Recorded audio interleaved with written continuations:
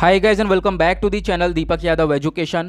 Welcome to the Daily Hindu News and Editorial Analysis of 8th of June 2021.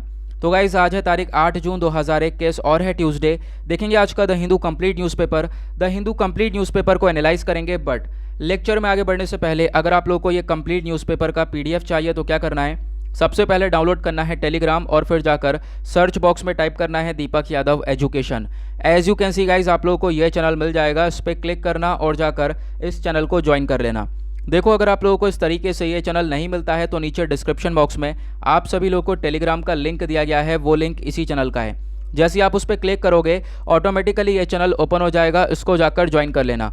Now join करने से फ़ायदा क्या होगा, यहाँ पर आपको डेली बेसिस पर द हिंदू न्यूज़पेपर मिल जाता है, डेली करंट अफेयर के वीडियो का पीडीएफ मिल जाता है, डेली बहुत सारे डिजिटल नोट्स मिल जाते हैं और ये सारी चीज़ें मिलती हैं बिल्कुल फ्री में, तो जाकर इसको ज़रूर ज्वाइन करना। नाउ बढ़ते हैं आगे, और आगे बढ़ने से पहले हमेशा की तरह हम लोग अपने लेक्चर को एक मैप के क्वेश्चन के साथ स्टार्ट करेंगे। तो आज आप सभी लोगों को मैप में जाकर देखना है सीचल्स को कहाँ पर है ये एग्जैक्टली लोकेटेड, इंडिया के कंपैरिजन में कहाँ पर है, अच्छे से मैप में देखना, फिर आकर नीचे कमेंट सेक्शन में टाइप करना, जिससे कि आप लोग इसको लंबे समय तक याद रख पाओगे।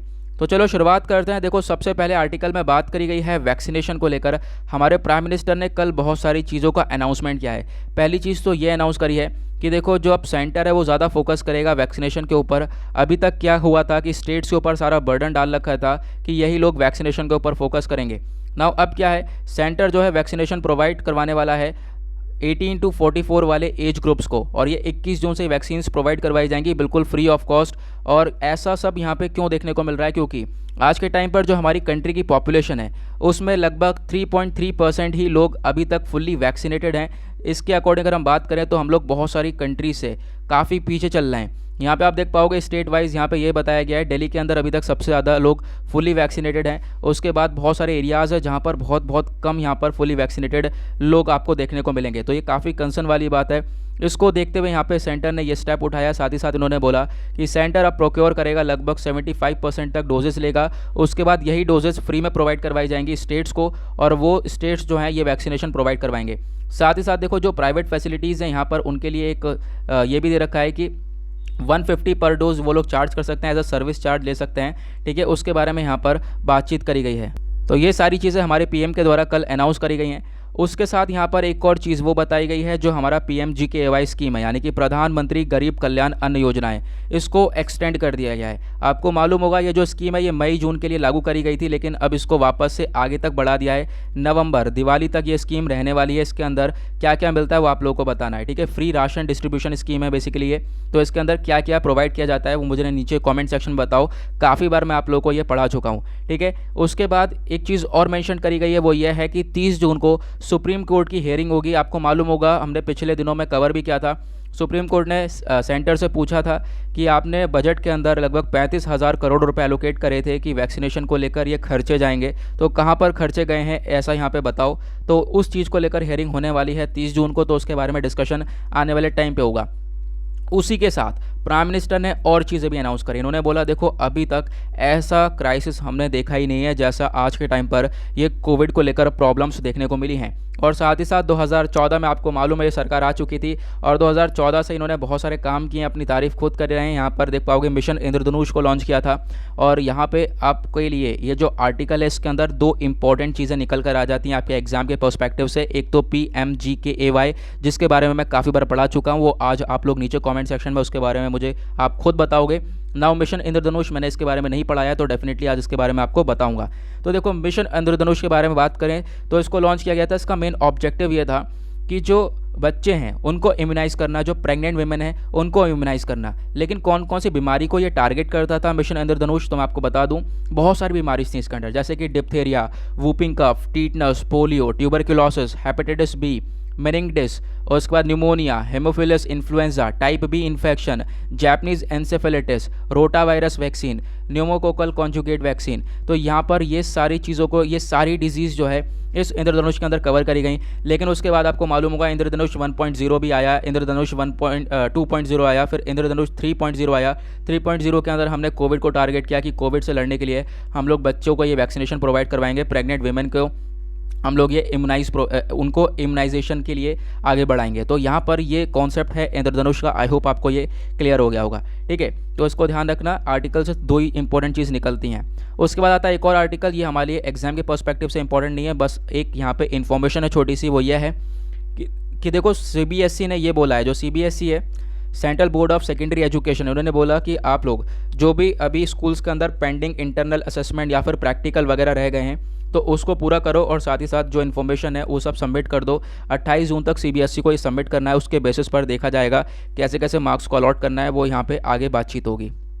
ओके, छोटी सी इन्फॉर्मेशन थी, यहाँ पे कुछ था नहीं। जहाँ इंपॉर्टेंट होगा, जहाँ हम लोगों को डिटेल में जाना होगा, वो मैं डेफिनेटली जाऊँगा। आप लोगों को मालूम ही है कि हम लोग किस तरीके से यहाँ पे न्यूज़पेपर कवर करते हैं। यहाँ पे आपको मालूम होगा नेक्स्ट आर्टिकल, इसके बारे में भी आपको जानकारी है डेफिनेटली, हम काफ़ी बार पढ़ रखा है हम लोगों ने, साथ ही साथ इसके ऊपर मैं एक आंसर राइटिंग फ्रेम करके भी दे चुका हूँ लक्षद्वीप के ऊपर, ठीक है। तो लक्षद्वीप के अंदर काफ़ी सारा प्रोटेस्ट चल रहा है, लोगों ने क्या करा, 12 घंटे तक स्ट्राइक कर रही है, लगभग 12 घंटे तक हंगर स्ट्राइक, भूखे रहे। और यहाँ पे आप ये छोटी सी पिक्चर देख पा रहे होंगे, ये अंडर वाटर प्रोटेस्ट हुआ है लक्षद्वीप के अंदर मंडे में, यानी कल के दिन।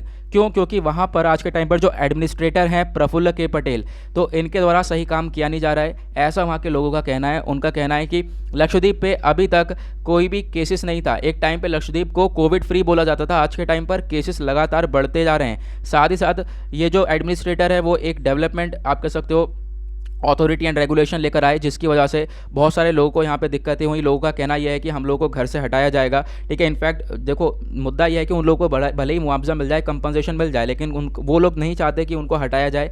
ऐसी प्रॉब्लम्स यहाँ पर देखने को मिल रही हैं। तो यहाँ पर गुहार ये लगाई जा रही है लोगों के द्वारा कि जो ये एडमिनिस्ट्रेटर भेजा गया है सेंटर के द्वारा प्रफुल्ल के पटेल, उनको रिकॉल किया जाए, वापस जो है सेंटर बुला ले। ऐसा यहाँ पर लोग प्रोटेस्ट करते हुए नजर आ रहे हैं। चलो फिर आगे बढ़ते हैं नेक्स्ट आर्टिकल की तरफ।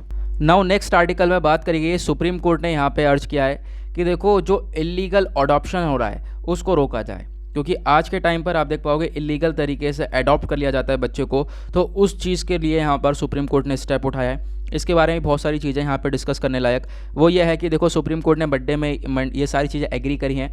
और यहाँ पर हुआ क्या है, बेसिकली जो NCPCR है, जिसको हम लोग national commission for protection of child rights बोलते हैं, इसने यहाँ पर ये मुद्दा उठाया है। इन्होंने बोला है कि देखो इलीगल अडॉप्शन देखने को मिल रहा है कोविड-19 ऑर्फेंस का, ठीक है। एक तरीके से ऐसे बच्चे जिनके माता पिता की कोविड की वजह से डेथ हो गई है, तो उनका यहाँ पे इलीगल तरीके से उनको अडॉप्ट किया जा रहा है। तो ऐसी प्रॉब्लम्स देखने को मिल रही हैं। तो उनके लिए क्या किया जाए, तो वो लोग एक तरीके से JJ एक्ट को वायलेट कर रहे हैं। JJ एक्ट का मतलब है जुवेनाइल जस्टिस एक्ट, ठीक है। अभी इस एक्ट के अंदर आपको वो सारी चीज़ें देखने को मिलेंगी जो कि बच्चे से रिगार्डिंग होंगी, जैसे कि उसको अडॉप्ट करना, ठीक है, अबेंडन हो बच्चा, सरेंडर चिल्ड्रन हो, तो उसके रिगार्डिंग यहाँ पर ये सारी चीज़ें JJ एक्ट 2015 के अंदर आपको देखने को मिल जाएंगी।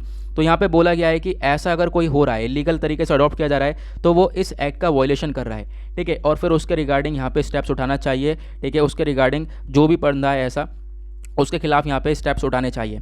नाउ NCPCR का स्टैटिस्टिक्स यहाँ पे ये बोलता है कि अभी तक देख पाओगे 3621 चिल्ड्रन ऐसे हैं जो कि ऑर्फेंड हैं, साथ ही साथ 26,176 चिल्ड्रन ऐसे हैं जो कि अपने माता पिता को खो चुके हैं, ऐसा यहाँ पे बताया गया है। और जो है इन्हीं बच्चों को एक तरीके से आज के टाइम पर हमारी कोशिश ये है कि हम इनको एक तरीके से काफ़ी सारी फैसिलिटीज़ प्रोवाइड करवा सकें, ठीक है। उसी को लेकर आप लोगों को मालूम होगा हाल ही में PM केयर के फंड को अलॉट करने की यहाँ पे बातचीत करी गई थी, ठीक है। तो ये सारी चीज़ें हैं। नाउ अब एक इंपॉर्टेंट चीज़ आती है हमारे एग्जाम के पर्सपेक्टिव से, वो क्या है, वो है NCPCR, जिसने यहाँ पर ये सारी चीज़ें मुद्दा उठाया है। तो NCPCR क्या है, इसके बारे में डिस्कशन कर लेते हैं। GS पेपर 2 के पॉइंट ऑफ व्यू से ये इंपॉर्टेंट हो जाता है। GS पेपर 2 में आपको एक टॉपिक देखने को मिलेगा, issues related to children education. Now यहाँ पे NCPCR क्या है, बेसिकली एक स्टैट्यूटरी बॉडी है जिसको सेटअप किया गया था 2017 मार्च के अंदर अंडर द CPCR एक्ट 2005 के थ्रू। नाउ आप देख पाओगे ये किसके अंडर में आता है, ये एक एडमिनिस्ट्रेटिव कंट्रोल के अंडर में आता है, लेकिन किसके, ministry of women and child development के। तो ध्यान रखना ये इस मिनिस्ट्री के अंडर में आती है ये वाली बॉडी। साथ साथ कमीशन का इसका काम ये है इंश्योर करना कि जो बच्चे हैं उनके जो राइट्स हैं, उनके जो हक हैं, उनको प्रोटेक्ट करने का बेसिकली ये बॉडी पूरी तरह से काम करती है। साथ ही साथ इंक्वायर करती है और भी बहुत सारी चीज़ें होती हैं। यहाँ पे आप देख पाओगे क्या है, बच्चों के रिगार्डिंग कंप्लेंट्स वगैरह के ऊपर इंक्वायरी वगैरह भी ये बैठाती है।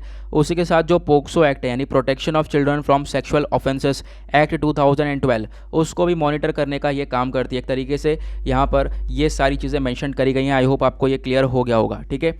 कुछ और ज़्यादा इंपॉर्टेंट यहाँ पे डेटा हम लोगों को अभी दिखा नहीं है। नाउ आते हैं नेक्स्ट आर्टिकल की तरफ। तो बातचीत करी गई है जो फार्मर्स प्रोटेस्ट हैं वो लगातार बढ़ते हुए नजर आ रहे हैं 2017 से, ऐसा यहाँ पे CSE की रिपोर्ट बताती है। Central for science and environment की एक रिपोर्ट आई है, उसने ये सारी चीज़ें बताई। 2017 के अंदर आपको 34 मेजर प्रोटेस्ट देखने को मिलेंगे 15 स्टेट्स के अंदर, और जो अभी तक जो प्रोटेस्ट हुए हैं उसमें बताया गया लगभग 165 प्रोटेस्ट हुए हैं 22 स्टेट्स एंड यूनियन टेरिटरीज़ के अंदर। मतलब 22 के अंदर सारे स्टेट्स और यूनियन टेरिटरीज़ जो भी हैं इंक्लूड करी गई हो। तो मतलब प्रोटेस्ट जो है लगातार बढ़ते हुए नजर आए हैं, ऐसा यहाँ पे रिपोर्ट बताती है। आप देख पाओगे अगर 2021 की बात करें तो अभी तक बहुत सारे प्रोटेस्ट हो चुके हैं। 12 प्रोटेस्ट तो पैन इंडिया को लेकर हो चुके हैं, 11 प्रोटेस्ट हो चुके हैं फार्म लॉस को लेकर। तो ये सारे प्रोटेस्ट फार्मर्स के थ्रू करे गए हैं। उसी के साथ यहाँ पे और भी प्रोटेस्ट की बात करी गई है, जैसे कि 96 मेजर प्रोटेस्ट हो चुके हैं पूरे कंट्री के अंदर, और भी बहुत सारे प्रोटेस्ट अलग अलग टाइम पे ये हुए हैं, ऐसा यहाँ पे बातचीत करी गई है। ठीक है, अलग अलग इवेंट को लेकर ये प्रोटेस्ट करे गए, ऐसा यहाँ पे बताया गया है। फिलहाल मुद्दा ये है, आप सिर्फ इतना सा डेटा याद रखो कि एक रिपोर्ट ने बताया ये है कि लगातार 2017 से फार्मर्स प्रोटेस्ट इंक्रीज़ होते हुए आए हैं। ना उसके बाद एक आता है नेक्स्ट आर्टिकल, ये भी एक छोटा सा आर्टिकल है, इसमें ज़्यादा कुछ है नहीं। बात करी गई जो ड्राफ्ट रूल्स हैं उसको रिलीज़ किया गया है सुप्रीम कोर्ट ई कमेटी के द्वारा। ड्राफ्ट रूल्स किसके रिगार्डिंग है? मान लो कोई कोर्ट की प्रोसीडिंग्स चल रही है, लाइव प्रोसीडिंग्स, ठीक है, ऑनलाइन यहाँ पे कोर्ट की प्रोसीडिंग्स चल रही है, उसकी रिकॉर्डिंग है, लाइव स्ट्रीमिंग चल रही है, तो उसके रिगार्डिंग बहुत सारे ड्राफ्ट रूल्स लाए गए हैं। सबसे पहली चीज़ तो ये बताई गई है कि देखो ये जो ऑनलाइन प्रोसीडिंग्स के ऊपर जो केसेस देखे जाएंगे वो सिर्फ और सिर्फ एक सेंसिटिव केसेस होंगे। ठीक है, नाउ जैसे कि सेक्सुअल ऑफेंसेस हो गए या फिर जेंडर वायलेंस अगेंस्ट वुमेन हो गया। और इन जो ड्राफ्ट रूल्स हैं यानी कि जो ये भी प्रोसीडिंग्स होगी इसके अंदर कौन कौन से केसेस को एग्जेम्प्ट कर रखा है, तो मैट्रिमोनियल मैटर्स हैं, जैसे कि कोई पोक्सो एक्ट के अंदर केस आ रहा है, या फिर जुवेनाइल जस्टिस, ये दोनों ही बच्चों के लिए एक्ट हैं, आपको ध्यान रखना है, चिल्ड्रंस के लिए। पोक्सो बेसिकली यानी कि अगर कोई 18 साल से कम उम्र का है उसका अगर रेप होता है तो उसको यहाँ पर ये पोक्सो एक्ट के अंदर यहाँ पे ट्रीट किया जाता है। उसी के साथ जो जुवेनाइल जस्टिस है इसके अंदर भी बच्चे की केयर के लिए, प्रोटेक्शन के लिए यहाँ पे सारा काम किया जाता है। ठीक है, जैसे मैंने आपको बताया कोई इलीगल अडॉप्शन वगैरह है हो रहा है तो वो सब इसके अंदर ट्रीट किया जाता है। तो ये एक्ट हैं बेसिकली, जो मैटर्स हैं इसके रिगार्डिंग उसको अब यहाँ पे छोड़ा जाएगा।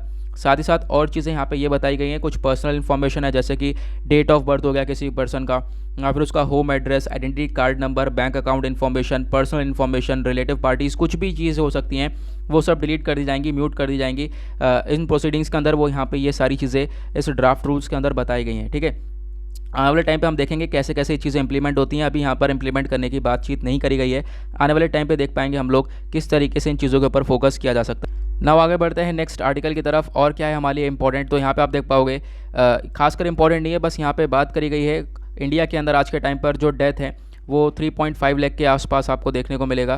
काफ़ी हद तक लोगों की डेथ हो चुकी है, साथ ही साथ इंडिया काफ़ी हद तक स्टैंड करता है आगे की साइड, और जो केसेस वगैरह हैं वो आज के टाइम पर हम लोग को देखने को लगातार मिल भी रहे हैं। ठीक है, फिलहाल अभी कंट्री की ज़्यादा सिचुएशन सही नहीं है तो इसके ऊपर हमें फोकस करना पड़ेगा। ना उसके बाद आता है नेक्स्ट आर्टिकल की तरफ, अगेन एक इंपॉर्टेंट आर्टिकल है।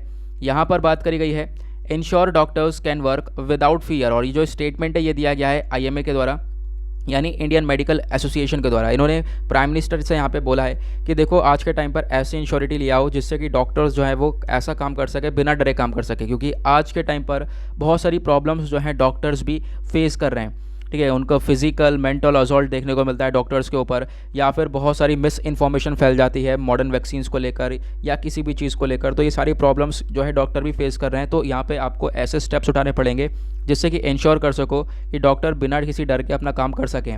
और वो इंश्योरिटी कैसे ला सकते हैं हम? देखो इस तरीके से, अगर कोई बंदा है वो मिस इन्फॉर्मेशन फैला रहा है वैक्सीनेशन को लेकर या फिर किसी चीज़ को लेकर, तो उसको यहाँ पर कैसे ट्रीट किया जाए। अगर वो कोविड-19 पैंडेमिक या फिर वैक्सीनेशन को लेकर मिस इन्फॉर्मेशन, अफवाहें फैला रहा है, तो उसको यहाँ पे पनिशमेंट दिया जाए किसके अंदर, एपिडेमिक डिजीज़ एक्ट 1897, साथ ही साथ जो ये डिज़ास्टर मैनेजमेंट एक्ट है 2005 इसके अंडर में। मतलब ये दोनों एक्ट काफ़ी ज़्यादा इंपॉर्टेंट हो जाते हैं। ये जो आर्टिकल है इसके अंदर आपके लिए एग्जाम के पॉइंट ऑफ व्यू से ये दो चीज़ें निकल कर आती हैं, क्योंकि एपिडेमिक डिजीज़ एक्ट को हमने अभी तक डिस्कस नहीं किया है तो उसके बारे में हम बात करने वाले हैं।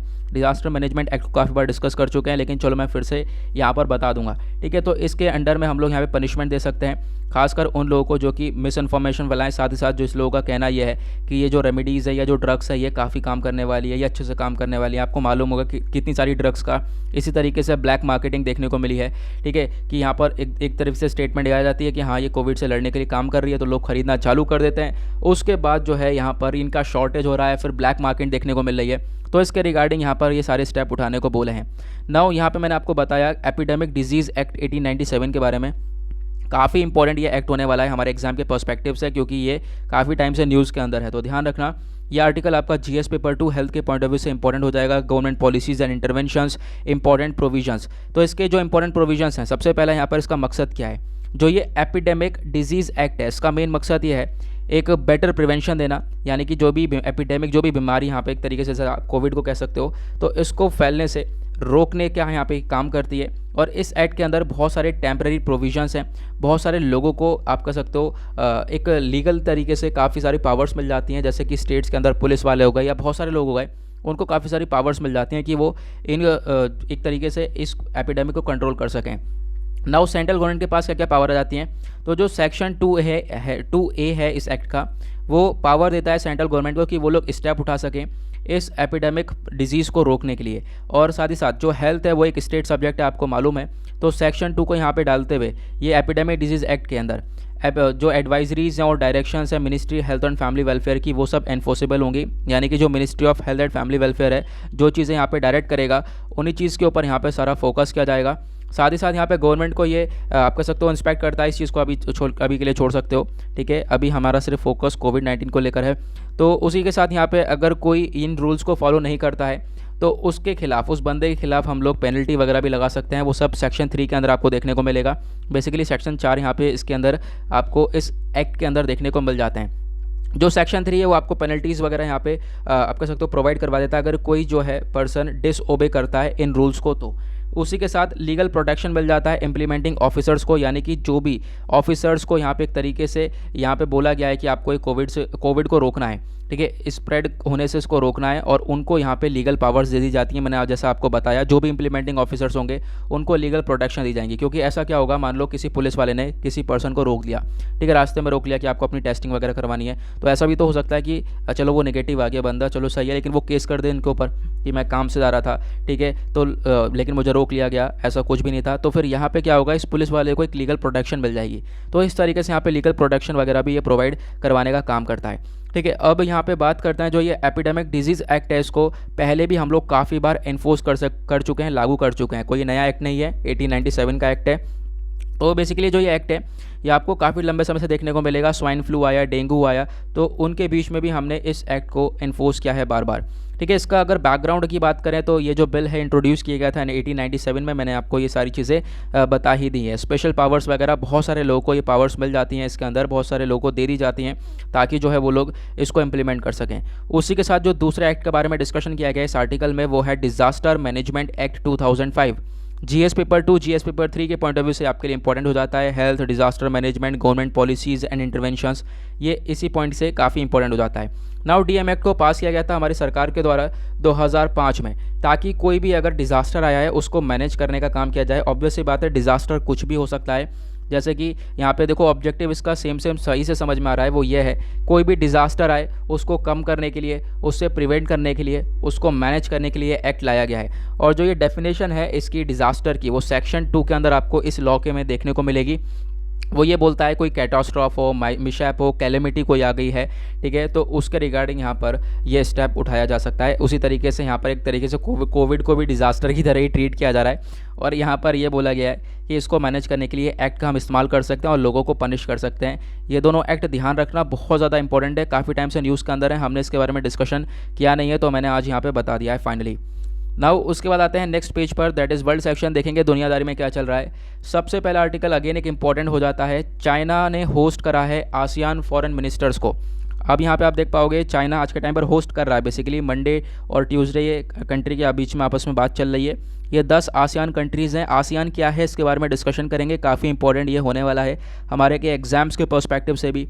तो यहाँ पे बेसिकली बात ये करी गई है जो भी कंट्रीज़ के बीच में क्या बातचीत होगी। देखो अपना खुद हम लोग लॉजिक लगा सकते हैं। मान लो जैसे अभी हमने क्वाड की मीटिंग हुई या किसी की मीटिंग हुई, हमने क्या देखा, उसके अंदर एक चीज़ तो कॉमन है, वो क्या है, कोविड-19 से कैसे लड़ा जा सके। तो वही चीज़ यहाँ पर भी आपको देखने को मिलेगी। दूसरी चीज़, अपने जो रिलेशंस है उसको कैसे और ज़्यादा स्ट्रेंथन कर सके, ये आपको सेम देखने को मिलेगा। तीसरी कॉमन चीज़ क्या होती है, कोऑपरेशन बढ़ाएं। ये कॉमन चीज़ें होती हैं कि मतलब ये तो होना ही होना है। उसी के साथ यहाँ पे चौथी चीज़ यहाँ पे ये बोली गई है जो इकोनॉमिक कोऑपरेशन है। बेसिकली इकोनॉमी को लेकर, ट्रेड को लेकर ये सारी कंट्रीज़ आपस में मिलकर बातचीत कर रही हैं, आपस में ग्रो करेंगी। और साथ ही साथ जो क्वाड ग्रुप है, क्वाड आपको मालूम है, क्वाड का इसके अंदर आपको 4 कंट्रीज़ देखने को मिलेगी, इंडिया, जापान, अमेरिका और ऑस्ट्रेलिया, ठीक है, यानी यूएस और ऑस्ट्रेलिया आपको देखने को मिलेंगे। जो 4 कंट्रीज़ हैं बेसिकली ये इनका ग्रुप है, जिसको हम लोग क्वाड्रिलेटरल सिक्योरिटी डायलॉग बोलते हैं। ये ग्रुप बनाया गया था ताकि इंडो पैसिफिक के अंदर जो है चाइना का एग्रेशन जो देखने को मिलता है उसको हम लोग टैकल कर सके। तो चाइना जो है इस ग्रुप पे काफ़ी ज़्यादा अगेंस्ट रहता है।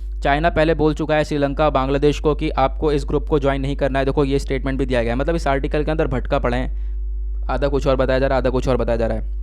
नाउ ये चीज़ आप देख पाओगे कि जो क्वाड ग्रुप है उसके अगेंस्ट बिल्कुल चाइना रहता ही रहता है। और चाइना ने और भी कंट्रीज़ को वार्निंग दे रखी है, जैसे बांग्लादेश, चाइना के बांग्लादेश को, श्रीलंका को, कि आपको ये क्वाड ग्रुप ज्वाइन नहीं करना है बिल्कुल भी, ठीक है। अब यहाँ पे मैंने आपको बता दिया क्या क्या आसियान के अंदर डिस्कशन चल रहा है कि आपस में कंट्रीज़ कैसे अपना कोऑपरेशन वगैरह बढ़ा सकती है। नाउ आसियान है क्या, इसके बारे में समझो, तभी ये चीज़ें और अच्छे से समझ में आ पाएंगी, ठीक है। आसियान के बारे में क्या है, तो चलो इसके बारे में पढ़ते हैं। ये आपका काफ़ी ज़्यादा इंपॉर्टेंट टॉपिक हो जाता है जीएस पेपर 2 के पॉइंट ऑफ व्यू से। जीएस पेपर 2 में आपको टॉपिक देखने को मिलेगा bilateral groupings and agreement, important international institutions, regional groupings and agreements, और भी देखो मतलब टॉपिक पे टॉपिक भरे पड़े हैं यार, है ना। नाउ यहाँ पे आसियान की फुल फॉर्म क्या है, association of south east Asian nation, तो इसके बारे में आपको ध्यान रखना है। ये एक रीजनल ग्रुपिंग है जो इसका काम यह है कि इकोनॉमिक, पॉलिटिकल और सिक्योरिटी कोऑपरेशन को और ज़्यादा प्रमोट करना, उसे और ज़्यादा मजबूत करना। तो सिंपल सा है, जो भी इसके मेंबर्स होंगे उनका मेन काम क्या है, इकोनॉमिक कोऑपरेशन को बढ़ाना, पॉलिटिकल कोऑपरेटिव वे में आगे बढ़ना, सिक्योरिटी कोऑपरेशन को लेकर काम करना कि आपस में कंट्रीज़ जो है एक दूसरे की हेल्प करें और सिक्योरिटी के लेकर काम करें। अब इसके मेंबर्स कौन कौन है जो कि ये काम करते हैं वो आगे हम बात करेंगे, लेकिन सबसे पहले ये बात कर लेते हैं। आसियान को एस्टेब्लिश किया गया था 8 अगस्त 1967 में बैंकॉक के अंदर, ठीक है। तो ये आपको ध्यान रखना है, उस समय हम लोग इसको, जब ये साइनिंग हुई तो इसको हम लोग बैंकॉक डिक्लेरेशन भी बोलते हैं। आपसे बैंकॉक डिक्लेरेशन के बारे में पूछा जाए तो इसके बारे में आपको पता होना चाहिए, ठीक है। और आसियान के फाउंडिंग फादर्स जैसे कि Indonesia, Malaysia, Philippines, Singapore, Thailand को बोला जाता है। नाउ यहाँ पे आज के टाइम पर 10 मेंबर्स देखने को मिलेंगे जिनके लिए ये मीटिंग चल रही है। वो 10 मेंबर्स कौन है, वो हैं Brunei, Cambodia, Indonesia, Laos, Malaysia, Myanmar, Philippines, Singapore, Thailand और वियतनाम। और इन्हीं के बीच में ये कॉपरेशन चल रहा है। किस चीज़ के ऊपर फोकस किया है वो मैंने आप लोगों को ऊपर ये बता ही दिया। ओके, नाउ चेयरमैनशिप की बात करें तो ये रोटेट होती रहती है, हर साल कोई और चेयरमैन करेगा, फिर नेक्स्ट ईयर कोई और चेयर करेगा, तो ऐसा यहाँ पे चलता रहता है। आसियान कंट्रीज़ की बात करें तो इनकी जो टोटल पॉपुलेशन है वो 650 मिलियन पीपल के आसपास आपको देखने को मिल जाएगी। टोटल जीडीपी ये लोग 2.8 यूएस ट्रिलियन, आप कह सकते हो 2.8 ट्रिलियन यूएस डॉलर्स की इनकी जीडीपी देखने को मिलेगी। काफ़ी ज़्यादा इंपॉर्टेंट हो जाता है। और साथ ही साथ इंडिया का 4th लार्जेस्ट ट्रेडिंग पार्टनर है यहाँ पर। नाउ ये आसियान कंट्रीज़ जो है इंडिया का पार्टनर भी यहाँ पे काउंट होती हैं। साथ ही साथ जो ये ग्रुप है इसका मेन रोल यहाँ पर यही है कि जो फ्री ट्रेड एग्रीमेंट्स वगैरह हैं इनके ऊपर काम करना, जो इकॉनमी वगैरह है उसको थोड़ा सा ग्रो करना, पॉलिटिकली यहाँ पे काम करना, सिक्योरिटी कॉपरेशन को लेकर काम करना। आई होप आपको ये क्लियर हो गया है। ओके, अब जो क्वेश्चन बनने के चांसेस हैं वो तो आपको करंट न्यूज़ तो पता चल गई, लेकिन आप जब तक उसको स्टैटिक से रिलेट नहीं कर पाओगे, क्योंकि क्वेश्चन जो बनेगा आप प्रीलिम्स पेपर देख सकते हो पास्ट ईयर, वो स्टैटिक पोर्शन से ही बनेगा। तो आसियान के बारे में आपने नहीं पढ़ा है तो फिर डेफिनेटली कहीं ना कहीं क्वेश्चन नहीं सॉल्व कर पाओगे। उसके बाद आता है नेक्स्ट आर्टिकल, काफ़ी दिनों से न्यूज़ के अंदर है। मालदीव्स के आप कह सकते हो कि जो भी प्रेसिडेंट है एक तरीके से, मालदीव्स के पर्सन है अब्दुल्ला शाहिद, ये बेसिकली यूएनजीए के अंदर इलेक्ट हो चुके हैं। आपको मालूम होगा पिछले दिनों न्यूज़ के अंदर था, क्योंकि यहाँ पे अफगानिस्तान ने ये बोला था कि इंडिया को सपोर्ट करना चाहिए, जो यूनाइटेड नेशन जनरल असेंबली है उसके अंदर अफगानिस्तान को सपोर्ट करना चाहिए। बट इंडिया ने साफ साफ बोला कि हम मालदीव्स को सपोर्ट करेंगे, और हमने मालदीव्स को सपोर्ट करा है। और वहाँ के आप कह सकते हो कि जो ये मालदीव्स के फॉरेन मिनिस्टर हैं अब्दुल्ला शाहिद, ये इलेक्ट हो चुके हैं as a president of UN general assembly. आपसे क्वेश्चन बन सकता है, वनडे एग्जाम के पॉइंट ऑफ व्यू से भी इंपॉर्टेंट है, साथ ही साथ हर एक एग्जाम के पॉइंट ऑफ व्यू से। जो यूएनजीए है ये क्या होता है आगे मैं आपको बताऊंगा। इसके प्रेसिडेंट, नए प्रेसिडेंट आ चुके हैं अब्दुल्ला शाहिद, इनका नाम आपको ध्यान रखना है। तो इनकी प्रोफाइल के बारे में बताया गया है, तो आप लोग उनकी प्रोफाइल को छोड़ सकते हो, स्किप कर सकते हो, किसी काम की नहीं है। यहाँ पे आपको यहाँ पे देखना पड़ेगा हमारे लिए क्या काम का है, हमें वो निकालना है। तो यूनाइटेड नेशन जनरल असेंबली आपका जीएस पेपर 2 के पॉइंट ऑफ व्यू से इंपॉर्टेंट हो जाएगा।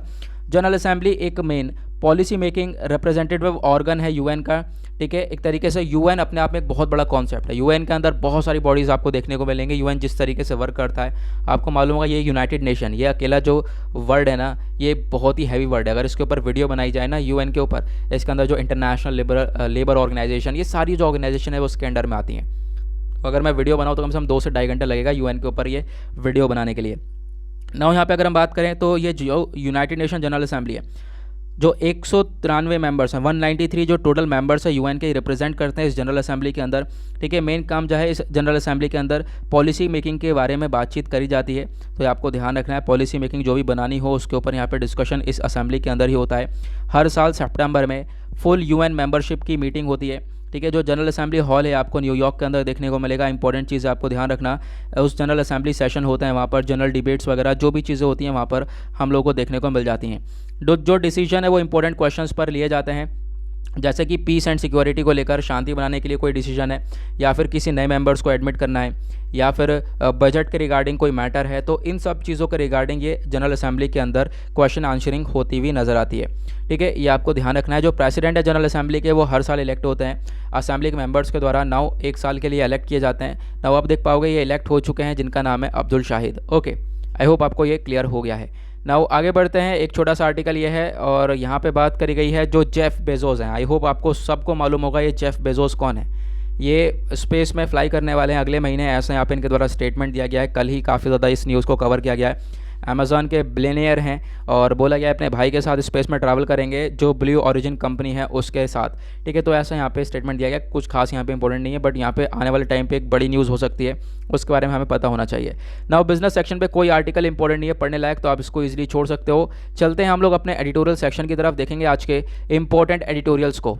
नाउ आते हैं page number 6, that is editorial section पर। आज हैं बेसिकली 2 से 3 एडिटोरियल मोस्ट इंपॉर्टेंट। ये वाला आर्टिकल बहुत ज़्यादा इंपॉर्टेंट है एजुकेशन के पर्सपेक्टिव से। मैं आपको बताऊंगा किस तरीके से आप लोग, मैं एडिटोरियल पर क्या कर रहा हूँ ना आजकल, मैं आप लोग देख पा रहे होंगे एडिटोरियल पे हम लोग क्या कर रहे हैं, जो आर्टिकल है इसको डिस्कस कर ही रहे हैं, साथ ही साथ इसको एक आंसर राइटिंग फॉर्म में डिस्कस कर रहे हैं कि किस तरीके से आप लोग आंसर लिख सकते हो। तो उसी तरीके से मैं आपको बताऊँगा एजुकेशन के पर्सपेक्टिव से, काफ़ी इंपॉर्टेंट। उसके बाद इस मुद्दे को आज हम ख़त्म करेंगे जड़ से। इजराइल फ़िलिस्तीन के कॉन्फ्लिक्ट जो है काफ़ी हद तक न्यूज़ के अंदर आप लोगों को देखने को मिल ही रहा होगा, तो इसको मैं एक आंसर राइटिंग लेकर आया हूँ। ठीक है, वो आपको ये ध्यान रखना है। ठीक है, ये अपने पास ये जो मैटर है ना, ये हमेशा रखना, क्योंकि ये इतिहास बदलेगा नहीं। ये मैटर बड़ी मुश्किल से मिला है और जो है पूरा का पूरा मैटर आपको यहाँ पर ये देखने को मिल जाएगा। स्टार्टिंग से कवर करेंगे इजराइल फ़िलिस्तीन के कॉन्फ्लिक्ट को। ठीक है, one by one point wise cover करेंगे। उसके बाद यहाँ पे बात करी गई है मेंटल हेल्थ स्ट्रेटजी को लेकर, इसको और डिस्कशन करेंगे इसका। उसके बाद यहाँ पर ये ज़्यादा कुछ नहीं है फिलहाल, यहाँ पे कुछ चीज़ें हैं जो कि मैं आपको बताऊँगा, ये हम लोग पढ़ सकें हैं।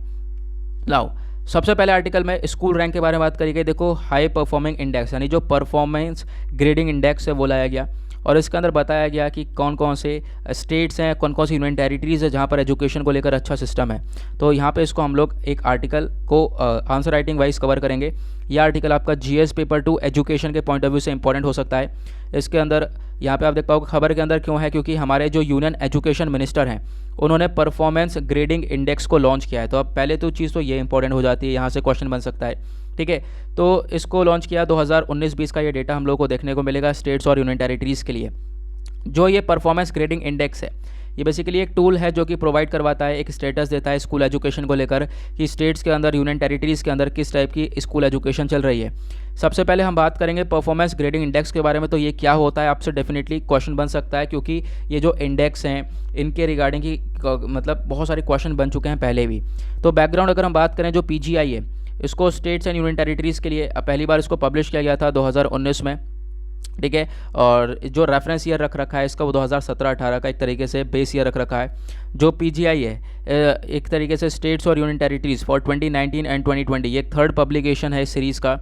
इसका मेन ऑब्जेक्टिव ये है ये बताना कि कौन से स्टेट्स, कौन से यूनियन टेरिटरीज़ के अंदर किस तरीके को लेकर एजुकेशन को लेकर काम चल रहा है। ठीक है, एजुकेशन को लेकर यहाँ पर किस तरीके से कंट्रीज़ आगे बढ़ रही हैं। उसके बाद जो PGI है ये हेल्प करती है स्टेट्स की, यूनियन टेरिटरीज़ की, कि जो भी गैप अगर हमें देखने को मिलता है एजुकेशन सेक्टर को लेकर, स्कूल एजुकेशन सिस्टम को लेकर, उस गैप को भरा जाए। ठीक है, वहाँ पर एजुकेशन प्रोवाइड किया जाए हर लेवल पर। तो ये इंडेक्स का काम होता है। उसके बाद इम्प्लीमेंटिंग एजेंसी की अगर हम बात करें तो इसको इम्प्लीमेंट कौन करता है इंडेक्स को, तो काफ़ी इंपॉर्टेंट चीज़ है। इसको इनिशिएट किया गया था department of school education and literacy के द्वारा, जिसको हम DOSEL भी बोलते हैं। और इन्फॉर्मेशन का सोर्स क्या है, यानी कि जो ये PGI है ये कहाँ से जो है इन्फॉर्मेशन वगैरह लेता है। तो आप देख पाओगे ये काफ़ी सारी जगह से इन्फॉर्मेशन लेता है, जैसे कि United district information system for education, national achievement सर्वे और NCERT, बहुत सारी जगह से यहाँ पर ये सारी चीज़ें ली जाती हैं। मेथोडोलॉजी क्या है, जो पीजीआई है वो 2 कैटेगरीज में आपको देखने को मिलेगा। बेसिकली यहाँ पर name, outcome, grievance and management. अभी अगर हम बात करें तो बेसिकली फोकस क्या किया जाता है, कोई भी स्टेट्स, कोई भी यूनियन टेरिटरी है उसके अंदर किस किस चीज़ के ऊपर फोकस किया जाता है, कौन कौन से डोमेन्स को लिया गया है, जैसे एक्सेस को, इंफ्रास्ट्रक्चर फैसिलिटीज़ कैसी हैं वहाँ पे, इक्विटी को लेकर, और फिर गवर्नेंस प्रोसेस कैसा वहाँ पे देखने को मिल रहा है। जो भी स्टेट्स अच्छा सा काम करेंगे उनको टॉप पे रखा जाता है इंडेक्स के अंदर, ये आप लोगों को मालूम ही होगा। नाउ यहाँ पे आप देख पाओगे, अब हम इंडेक्स के बारे में बात करते हैं जो कि अभी रिलीज़ करा गया है। तो स्टेट वाइज परफॉर्मेंस में अगर हम बात करें तो 33 स्टेट्स और यूनियन टेरिटरीज़, यानी कि यूनियन टेरिटरीज़ और स्टेट्स दोनों इसके अंदर इंक्लूड हो जाते हैं। इन्होंने इंप्रूव किया है पीजीआई स्कोर्स को, यानी 2019-20 का जो ये स्कोर है काफ़ी हद तक इंप्रूव होता हुआ नज़र आया है अगर इसको कंपेयर करें पिछले साल से। तो अंडमान निकोबार आइलैंड ने काफ़ी अच्छा परफॉर्म किया, अरुणाचल प्रदेश, मणिपुर, पुडुचेरी, पंजाब, तमिलनाडु, पंजाब ने तो बहुत ही शानदार परफॉर्म किया है, ऐसा यहाँ पे बताया गया है। ठीक है, यहाँ पे इन जो ये सारी जगह यूनियन टेरिटरीज़ और स्टेट्स, इन्होंने मिलकर 10% तक ये इम्प्रूवमेंट इनके अंदर देखने को मिला है। उसके बाद यहाँ पर ये भी बोला गया इन सभी स्टेट्स या यूनियन टेरिटरीज़ को 1000 में से नंबर दिए गए, जिसमें से एक लोएस्ट स्कोर, तो अगर हम बात करें तो सबसे लोएस्ट स्कोर की बात करें 1000 में से अगर नंबर दिए हैं तो पंजाब की बात करें तो पंजाब के अंदर सबसे ज़्यादा स्कोर आपको देखने को मिलेगा, 900 प्लस जो है इसने स्कोर को गेन किया है। नाउ डोमेन वाइज की परफॉर्मेंस की अगर हम बात करें, यानी कि अलग अलग जो डोमेन्स हैं उसके अंदर कैसे कैसे परफॉर्म किया गया है। एक्सेस की बात करें तो जो अंडमान और निकोबार आइलैंड है या फिर लक्षद्वीप है या पंजाब है, इन तीनों ने एक तरीके से 10% तक का अपना इंप्रूवमेंट दिखाया है। इंफ्रास्ट्रक्चर के मामले में 13 स्टेट्स और यूनियन टेरिटरीज है जिन्होंने 10% तक का इंप्रूवमेंट अपना दिखाया है। ठीक है, उनका इंफ्रास्ट्रक्चर काफ़ी अच्छा है। इक्विटी के मामले में अरुणाचल प्रदेश हो गया, मणिपुर, ओडिशा हो गया, ठीक है, इनके अंदर यहाँ पे अगर हम बात करें 10% तक का इंप्रूवमेंट हुआ है। जो भी स्कूल के अंदर ये सारी चीज़ें हो रही हैं, स्कूल का गवर्नेंस प्रोसेस की बात करें तो 19 स्टेट्स जो हैं उन्होंने इंप्रूवमेंट दिखाया है। तो मतलब कि हर डोमेन में बहुत सारे स्टेट्स ने बहुत ही शानदार परफॉर्म किया है। और ओवरऑल अगर बात करें तो अंडमान निकोबार आइलैंड, आंध्र प्रदेश, अरुणाचल प्रदेश, मणिपुर, पंजाब, राजस्थान, वेस्ट बंगाल, इन्होंने 20% तक का टोटल जो है ये इम्प्रूवमेंट दिखाने को मिला है। ठीक है, यहाँ पे आप देख पाओगे ये सारी चीज़ें यहाँ पे बताई गई हैं। आई होप आपको ये क्लियर हो गया होगा। ठीक है, यहाँ पे ये देखो, ये सारी चीज़ें मेंशन करी गई, मैंने आपको एक एक चीज़ बता दी है। इनफैक्ट यहाँ पे बहुत सारी इन्फॉर्मेशन कम देखने को मिलेगी, जो मैंने आपको दिया है वो एक आंसर राइटिंग फॉर्म में अलग अलग डोमेन्स के सेक्टर में भी ये सारी चीज़ें प्रोवाइड करवा दी गई हैं। मतलब स्कूल्स के अंदर कैसे कैसे यहाँ पे जो एजुकेशन सिस्टम है उसके अंदर ये सारी चीज़ें जो डोमेन्स है किस तरीके से वर्क कर रही हैं उसके बारे में यहाँ पर ये बताया गया। नाउ आते हैं नेक्स्ट आर्टिकल की तरफ। तो बात करी गई है इजराइल और फ़िलिस्तीन के कॉन्फ्लिक्ट के बारे में। आपको मालूम है हाल ही में एक आप कह सकते हो जंग सी हो गई थी दोनों के बीच में, लगभग 11-12 दिन तक ये वॉर चला और इसके अंदर बहुत सारे लोगों की जान गई। जो गाज़ा पट्टी है जहाँ पर फ़िलिस्तीन रहते हैं वहाँ पर आप कह सकते हो हमास का कंट्रोल भी देखने को मिलता है। हमास ने बहुत सारे रॉकेट दागे हैं इसराइल के ऊपर और इसराइल ने भी बहुत सारी आप कह सकते हो एयर स्ट्राइक करी है गाज़ा पट्टी के ऊपर। तो ये जो डिस्प्यूट है काफ़ी बढ़ता हुआ नज़र आया है। नाउ आज के टाइम पर हमें ज़रूरत है कि दोनों ही कंट्रीज़ के बीच में एक शांति बनाई जा सके। तो बहुत सारी कंट्रीज़ यहाँ पे कोशिश ये कर रही हैं कि दोनों ही कंट्रीज़ के बीच में एक पीस और सिक्योरिटी मेंटेन हो जाए। नाउ इसकी शुरुआत कहाँ से हुई है, तो यहाँ पे आपको ध्यान रखना है इजराइल और फ़िलिस्तीन के कॉन्फ्लिक्ट के बारे में जीएस पेपर 2 के पॉइंट ऑफ व्यू से इंपॉर्टेंट हो जाता है। तो ये जो कॉन्फ्लिक्ट है ना, ये स्टार्ट होता है 1917 से। जो ब्रिटिश फॉरेन सेक्रेटरी थे आर्थर जेम्स बालफोर्ड, ठीक है, इन्होंने अपना एक सपोर्ट दिखाया था ब्रिटेन को लेकर कि जो जूइश हैं उनके लिए यहाँ पर एक नेशनल होम होना चाहिए फ़िलिस्तीन के अंदर। तो ये सब मुद्दा तब से उठा कि हाँ जो जूइश हैं, जो ज्यूज़ हैं, ठीक है, उनके लिए यहाँ पर एक नेशनल होम होना चाहिए। लेकिन हुआ क्या, ऐसी चीज़ें यहाँ पर देखने को नहीं मिली थी। लेकिन फिर उसके बाद ज्यूज़ जो हैं, आप देख पाओगे हिटलर आया, हिटलर के बाद हिटलर ने काफ़ी ज़्यादा अत्याचार किया जूस के ऊपर। तो जूस जो है कहाँ पे आने लगे, वहाँ से हटने लगे, उस एरिया से निकल कर आने लगे और जो है ये लोग सब पैलेस्टीन के अंदर जाने लगे और पैलेस्टीन के अंदर गए। ठीक है, काफ़ी हद तक वहाँ पे चीज़ों को बसाया, काफ़ी हद तक कंट्रोल किया। फिर उसके बाद अरब और जूस के बीच में काफ़ी ज़्यादा कॉन्फ्लिक्ट्स क्रिएट होने लगे, क्योंकि आप देख पाओगे फ़िलिस्तीन के अंदर अरब्स रहते थे लेकिन वहाँ पर जूइश आने लगे, जूइश बसने लगे। तो वहाँ पर कॉन्फ्लिक्ट्स बहुत सारे देखने को मिले इन सभी के बीच में। ठीक है, उसके बाद यहाँ पे 1948 में क्या हुआ, जो यूएन है, यूएन अपना एक पार्टीशन प्लान लेकर आया जिसने एक इंडिपेंडेंट जूइश और अरब स्टेट्स बना दिया फिलिस्तीन के अंदर। मतलब कि एक इजराइल भी एक तरीके से आप कह सकते हो कि इजराइल के लिए एक फॉर्मुलेशन दे दिया, जैसे कि जूइश के लिए एक जगह बना दी गई और जो अरब स्टेट्स है उनके लिए भी यहाँ पर अलग से पार्टीशन कर दिया, बंटवारा कर दिया। ठीक है, फिर 1948 में क्या होता है, फिर उसके बाद जैसे ही बंटवारा आया, उसके कुछ बंटवारा हुआ, उसके कुछ टाइम बाद जो है आपस में ये लोग भिड़ जाते हैं। ठीक है, ऑब्वियस सी बात है, कोई नहीं चाहेगा कि उनकी जगह घिरे, तो ये आपस में भिड़ जाते हैं जूस और अरब्स। और फिर उसके बाद जो ये वॉर होती है ना, इसके बाद इजराइल जो है यहाँ से कब्ज़ा करना शुरू कर देता है। इजराइल जो है पावर में आना शुरू हो जाता है और इजराइल लगभग 50% तक टेरिटरीज़ को कंट्रोल कर लेता है। जैसे कि आप कह सकते हो कि जॉर्डन हो गया, या फिर इजिप्ट, इनफैक्ट इजिप्ट तक का एरिया जो है एक तरीके से कब्जा लेता है इसराइल। इसराइल बहुत सारे एरियाज़ के ऊपर कंट्रोल पा लेता है, गाज़ा पट्टी, वेस्ट बैंक वाला रीजन, जॉर्डन हो गया, मतलब इन सभी चीज़ों के ऊपर यहाँ पे कंट्रोल पा लेता है। फिर 1964 में क्या होता है कि एक पीएलओ बनाया जाता है, पैलेस्टीन लिबरेशन ऑर्गेनाइजेशन, ठीक है, जो पैलेस्टीन के सपोर्ट में यहाँ पे वर्क करेगा। लेकिन फिर उसके बाद यहाँ पे 1967 आता है। फिर 1967 में अगेन 6 दिन की फिर से वॉर होती है, जिसको हम लोग इजरायली वॉर कहेंगे। तो इजरायली फोर्सेस क्या करते हैं, अभी तक उन्होंने बहुत सारी जगह को कब्जा लिया है पहले वाली वॉर में, अब यहाँ पे फिर से 6 दिन की वॉर हुई है, तो फिर से इन्होंने और भी ज़्यादा एरियाज़ को कब्जा कर लिया है इसके ऊपर, जैसे कि गोलन हाइट जो सीरिया से उसके ऊपर कंट्रोल पा लिया है, और भी बहुत सारी चीज़ों को सीज कर लिया था यहाँ पर, ऐसे यहाँ पे स्टेटमेंट दिया गया। उसके साथ यूनाइटेड नेशन ने ग्रांट किया पीएलओ ऑब्जर्वर स्टेटस 1975 के अंदर, मतलब कि बहुत सारी कंट्रीज़ ने जो है आप कह सकते हो कि रिकग्नाइज़ करना चालू किया। फिर उसके बाद कैंप डेविड एकॉर्ड आया 1978 के अंदर, और यहाँ पे क्या होना चालू हुआ बेसिकली, अब यहाँ से पीस की बात करना चालू कर दिए, क्योंकि देखो हो चुका, काफ़ी बर्बादी हो चुकी, बहुत सारी वॉर्स हो चुकी। अब यहाँ पे इसराइल ऑलरेडी बहुत सारी चीज़ों के ऊपर कंट्रोल पा चुका है, बहुत सारी जगह के ऊपर कब्जा कर चुका है, ठीक है। तो यहाँ पे पीस के अब रिगार्डिंग बात हो रही है कि इसराइल और फ़लस्तीन के बीच में काफ़ी सारा जो है शांति क्रिएट हो जाए, इस चीज़ को लेकर लोग फोकस करने लगे। उसके बाद 1981 में इसराइल ने फिर एक और छोटी सी लड़ाई हुई, फिर उसके बाद इसराइल ने और भी बहुत सारे एरिया को कब्जा लिया, जैसे कि गोलन हाइट को यहाँ पे पूरी तरह से कब्जा लिया। लेकिन जब इसने कब्जाया तो ना ही यूएस ने ना इंटरनेशनल कम्युनिटी ने इसको रिकग्नाइज़ ही नहीं किया। उसके साथ फिर 1981 के बाद 1987 में जन्म होता है हमास का, ठीक है। अब हमास आता है, जिसके आप कह सकते हो जिसकी वजह से आज के टाइम पर इतने सारे कॉन्फ्लिक्ट देखने को मिल रहे हैं। और ये जो हमास है ना, ये एक तरीके से बहुत सारी कंट्रीज इसको टेररिस्ट ऑर्गेनाइजेशन भी कहती हैं। हमास का कहना यह है कि जो फ़िलिस्तीन है उसके ऊपर इजराइल का कंट्रोल होना ही नहीं चाहिए, इजराइल को मार के भगाओ यहाँ से। हमास का कहना यही था, हमास का ये तो पूरा इन्होंने सेट कर रखा थी हम लोग कि बड़ी स्ट्राइक्स करें या फिर गोलीबारी बरसाएं, लेकिन हमें यहाँ से इजराइलिस को निकालना ही है। ये हमास का पूरी की तरह से गोल पहले ही लेकर आ चुके थे। उसके बाद 1987 में जो टेंशन्स हैं टेरिटरीज़ के अंदर, वेस्ट बैंक के अंदर, गाज़ा के अंदर, ये काफ़ी तेज़ी से इंक्रीज़ होती हुई नज़र आई। 1988 के अंदर फिर यहाँ पे पीएलओ के बारे में बातचीत करी गई, जहाँ जहाँ इंपॉर्टेंट है वहाँ पे मैं आपको डेफिनेटली बता रहा हूँ। 1993 में ओस्लो अकॉर्ड आया, ठीक है। ओस्लो अकॉर्ड में अब यहाँ से जो है अच्छा सा मुद्दा स्टार्ट हुआ। ओस्लो अकॉर्ड में क्या हुआ कि दोनों ने मिलकर काफ़ी हद तक शांति बनाने की कोशिश करी। जो इजरायली प्राइम मिनिस्टर थे, इन्होंने यहाँ पे काफ़ी कुछ फोकस किया। इजरायली प्राइम मिनिस्टर ने बोला कि देखो, जो हमने कब्ज़ा कर रखा है, फ़लस्तीन की जगह के ऊपर भी कब्ज़ा कर लिया था इन लोगों ने। तो यहाँ पे इजराइल के जो प्राइम मिनिस्टर थे, उनका कहना यह था कि देखो, अब हमें क्या करना चाहिए, अब हमें ये जो जगह हमने कब्ज़ा रखी है जो भी है फ़लस्तीन के लोगों को दे देनी चाहिए, ठीक है। तो उन्होंने यहाँ पर एक कोशिश करी, और उसी वजह से उन प्राइम मिनिस्टर को नोबेल पीस प्राइज़ भी मिला था।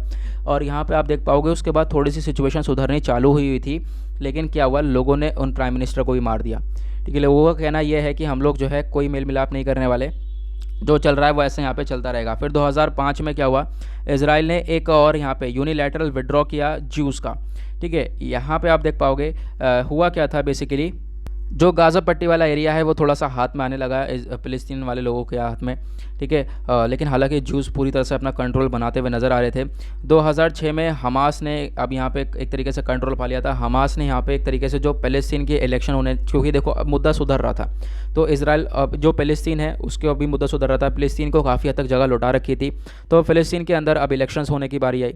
तो हमास ने यहाँ पे एक विक्ट्री हासिल करी, और उसी के बाद हमास ने यहाँ से जो है काम ख़राब कर दिया। हमास का कहना यह था कि हम लोगों को क्या करना है कि ये जो आप कह सकते हो इजराइल बसा है, यहाँ से हम लोगों को इन लोगों को निकालना है, क्योंकि ये हमारी पूरी जगह है फ़लस्तीन की। तो तभी से जो ये कॉन्फ्लिक्ट स्टार्ट होते रहे, और फिर 2017, 12, यहाँ पर 2007, 12, 14 ये लगातार आप देखते रहोगे, लगातार कॉन्फ्लिक्ट्स नज़र आते रहेंगे, क्योंकि फिर हमास ने जो है यहाँ से फिर रुका ही नहीं, वो लगातार जो है इन्होंने फायरिंग करी है, और उधर से इजराइल ने भी यहाँ पे करी है, और उसके बाद ये जो रिलेशन है कभी सही हुए ही नहीं।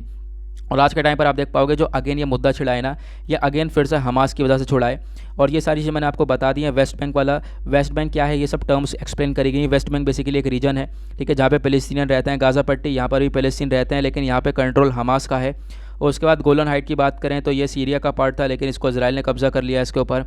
फ़लस्तीन अथॉरिटी फ़तह क्या है, ये जो आप कह सकते हो कि एक तरीके से पॉलिटिकल पार्टी दूसरी तरफ जीती और दूसरी तरफ हमास जीत कर आया, तो हमास ने अपना पूरी तरह से कंट्रोल बनाया, और हमास की वजह से ही जो है आज के टाइम पर काफ़ी सारी प्रॉब्लम्स ये देखती हुई नज़र आ रही हैं आज के टाइम पर इजराइल और फ़लस्तीन के बीच में।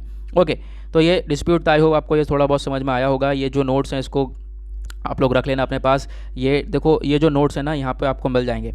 और ये सारी चीज़ें कहाँ पे मिलेंगी आपको? एडोब रीडर ऐप डाउनलोड कर लेना है, या फिर WPS डाउनलोड कर लेना। WPS ऑफिस करके ऐप आता है, ठीक है। तो उसके अंदर खोलना, ये आपको सारे नोट्स वगैरह मिल जाएंगे, सब आप लोग अवेल कर सकते हो। उसके बाद आते हैं पेज नंबर 7 के ऊपर। यहाँ पे एक आर्टिकल बात करता है towards a stronger mentality health strategy, यानी कि आज के टाइम पे अगर हम बात करें, मेंटल हेल्थ से काफ़ी सारे लोग परेशान हैं, बहुत सारे मेंटल इलनेस देखने को मिलती है, उसमें इंडिया टॉप पर आता है। तो इंडिया को यहाँ पे स्टेप्स उठाने पड़ेंगे ताकि जो ये मेंटल इलनेस है उसको कम से कम किया जा सके। एक तो कोविड-19 की परेशानी है ही, उसके बाद यहाँ पे एक लैंसेट पब्लिक हेल्थ जर्नल आया है जिसके अंदर ये सारी चीज़ें बताई गई हैं। दुनिया भर में जो है हेल्थ के अंदर एक्सपेंडिचर ही इनफैक्ट कम हो रहा है। बेसिकली अगर हम बात करें मेंटल हेल्थ की, तो मेंटल हेल्थ की बात करें तो दुनिया भर लगभग 2% तक पैसा खर्चती हैं इस चीज़ के ऊपर। जो लो इनकम कंट्रीज़ है वो तो और कम खर्च की हैं। इंडिया की बात करें तो गवर्नमेंट एक्सपेंडिचर इंडिया का हॉस्पिटल्स डीलिंग के ऊपर, तो आप देख पाओगे जो टोटल एक्सपेंडिचर है मेंटल हेल्थ के ऊपर वो 1.3% आपको देखने को मिलेगा। तो ये ना के बराबर 1.3% का हम लोग मेंटल इलनेस को यहाँ पे कवर कर रहे हैं। अगर इसको नंबरिंग में देखें तो यानी 1 लाख पॉपुलेशन के ऊपर 0.01% का आप यहाँ पर डेवलपमेंट देखने को मिल रहा है। तो मतलब ये चीज़ें काफ़ी हद तक पीछे रह जाती हैं। जो ये मेंटल हेल्थ है इसको तो हमें आगे लेकर चलना पड़ेगा, क्योंकि इंडिया की जो रैंक है वो हमेशा से ही इस कैटेगरी के अंदर लो होती हुई नज़र आई है। एक बार 114, फिर एक बार 99 पोजीशन, एक बार 64 पोजीशन। तो इस तरीके से पोजीशन इंडिया गेन करता हुआ आया है, ठीक है। और प्रॉब्लम यह है कि इंडिया के अंदर बहुत सारी मेंटल इलनेस की प्रॉब्लम्स आपको देखने को मिल जाएंगी। ये तो रैंकिंग के बारे में बात हुई ना। यहाँ पे बात करते हैं मेंटल इलनेस के बारे में। बेसिकली इलनेस किसको बोलते हैं? जो ये बीमारी है इसके अंदर एंजाइटी डिसऑर्डर, साइकोटिक डिसऑर्डर्स, या फिर मूड डिसऑर्डर हो गया, या फिर पर्सनल डिसऑर्डर हो गया, या ईटिंग डिसऑर्डर है, वो सब मेंटल इलनेस के अंदर देखने को मिलते हैं। और ज़्यादातर सुसाइड्स होती हैं इसके अंदर, बहुत सारे लोग सुसाइड कर लेते हैं साइकाइट्रिक प्रॉब्लम्स की वजह से। और जो इंडिया है, इंडिया के अंदर ही बहुत सारी सुसाइड्स होती हैं, ऐसा यहाँ पे देख पाओगे। बोला ये गया है दुनिया भर में अगर हम बात करें सुसाइड रेट का, तो 10.6 कह सकते हो हर एक लाख पॉपुलेशन के ऊपर 10.6 लोग सुसाइड करते हैं। ये रेट है बेसिकली। नाउ अगर इंडिया की बात करें तो इंडिया के अंदर 1 लाख के ऊपर लगभग 16.3 लोग सुसाइड कर रहे हैं। 2016 का ये डेटा है। तो आप समझ सकते हो इंडिया के अंदर अलोन यहाँ पे अगर बात करें बहुत सारे लोग सुसाइड कर रहे हैं। जो सुसाइड रेट है वो मेल्स के अंदर हायर है। अगर हम बात करें मेल्स लोग ज़्यादा सुसाइड कर रहे हैं, ऐसा यहाँ पे बातचीत करी गई है। मेंटल इलनेस की ऐसी प्रॉब्लम देखने को मिल रही है। तो इन चीज़ों के ऊपर यहाँ पे स्टेप्स उठाना पड़ेगा आज के टाइम पर। और यहाँ पे इस कैटेगरी के अंदर बहुत बड़ा गैप हम लोग को देखने को मिल जाता है मेंटल डिसऑर्डर्स को लेकर, ठीक है। एंजाइटी डिसऑर्डर्स को लेकर लोग परेशान है, लोग चिंता में।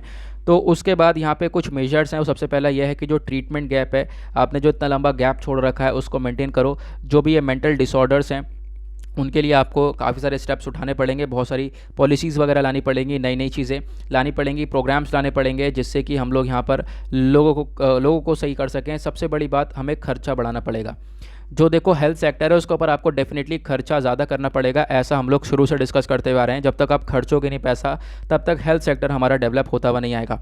साथ ही साथ आप टेलीमेडिसिन के प्रोग्राम ले सकते हो, यानी कि टेलीफोनिक कन्वर्सेशन, यानी कि किसी को प्रॉब्लम्स है ऐसी कोई मेंटल हेल्थ को लेकर, तो उसके ऐप वगैरह बना सकते हो। साथ ही साथ लोग जो हैं वो ऑनलाइन कंसल्ट कर सकें डॉक्टर से, ऐसी यहाँ पे फैसिलिटीज़ लेकर आ सकते हो। ये पेंडेमिक एक बेस्ट टाइम है जिसने हमें ये सारी चीज़ें बताई हैं, और पेंडेमिक की वजह से हम लोग ये सारी चीज़ों के ऊपर सुधार कर सकते हैं। मीडिया के अंदर अवेयरनेस फैला सकते हो इन चीज़ों के बारे में, ठीक है। और कैसे इंप्रूव किया जा सकता है उसके बारे में अवेयरनेस फैला सकते हो, ठीक है। तो ऐसा यहाँ पे स्टेप, क्योंकि सेंटर के पास, सरकार के पास पावर बहुत है, वो चाहता है तो कर सकते हैं, लेकिन यहाँ पर करने की देरी है। तो यहाँ पर ये सारे स्टेप्स उठाने पड़ेंगे, ऐसा यहाँ पर ऑथर का द्वारा कहना है। नाउ नेक्स्ट आर्टिकल कुछ ज़्यादा खास नहीं है। यहाँ पे हुआ क्या था मैं आपको बताता हूँ। देखो मैं आपको ऐसे ही बता देता हूँ, जहाँ पर पढ़ने की ज़रूरत है मैंने यहाँ पे आपको बता दिया। देखो अभी मैंने आपको थोड़ी देर पहले भी इसकी चीज़ के बारे में डिस्कशन किया था। जो क्वाड ग्रुप है, क्वाड के बारे में आपको डेफिनेटली मालूम होगा। क्वाड्रिलेटरल सिक्योरिटी डायलॉग मैं आपको बता देता हूँ। इसके अंदर 4 कंट्रीज़ हैं, वो GS पेपर 2 के पॉइंट ऑफ व्यू से इंपॉर्टेंट हो जाएगा। 4 कंट्रीज़ कौन कौन सी हैं? India, USA, Japan, Australia. ये जो आइडिया है क्वाड का, ये लाया गया था पहली बार जापान के प्राइम मिनिस्टर शिंजो एबे साहब के द्वारा 2007 के अंदर। फिर 2007 में तो चीज़ें इंप्लीमेंट नहीं हो पाई अच्छे से। 2012 में वापस से आइडिया लाया गया।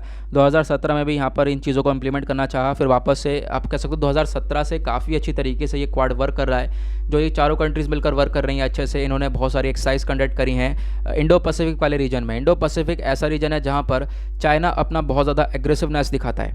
नाउ मुद्दा क्या है? मुद्दा ये है कि क्वाड को आप कह सकते हो ये जो ग्रुप है, तो यहाँ पे चाइना ने क्या बोला? चाइना ने यहाँ पर ये बोला किससे? बांग्लादेश से, कि बांग्लादेश को हम लोग वार्न करते हैं कि बांग्लादेश इस क्वाड ग्रुप को कभी भी ज्वाइन ना करे।